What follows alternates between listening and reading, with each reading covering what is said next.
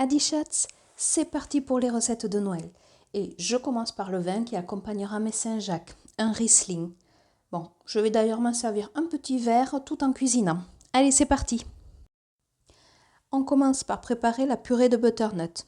Donc, je vais éplucher et couper en morceaux le butternut et les pommes de terre.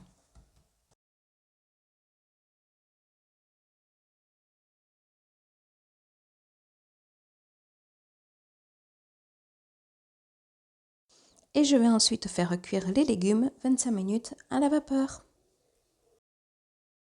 Et maintenant, il faut faire travailler le poignet pour passer le tout au presse-purée.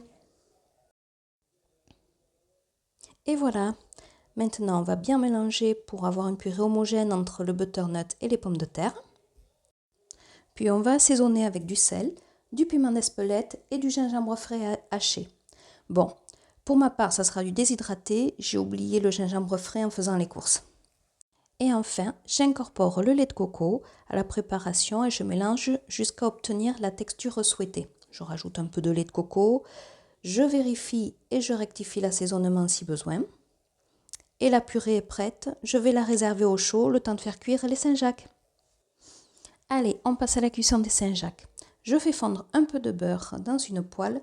Bon, là je me suis un peu enflammée, il y en a un petit peu trop.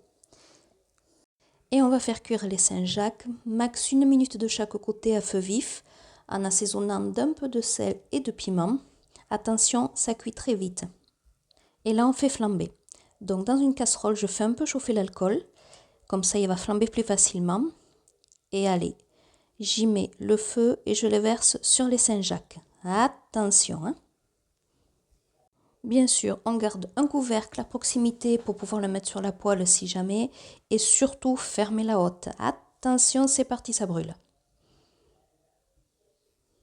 Quand ça a flambé, on baisse le feu au maximum.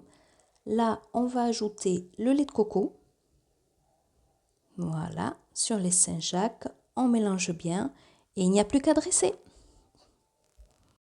Allez, je vais dresser avec l'aide de mon petit lutin de Noël. Donc, d'abord, on va déposer une généreuse cuillère de purée.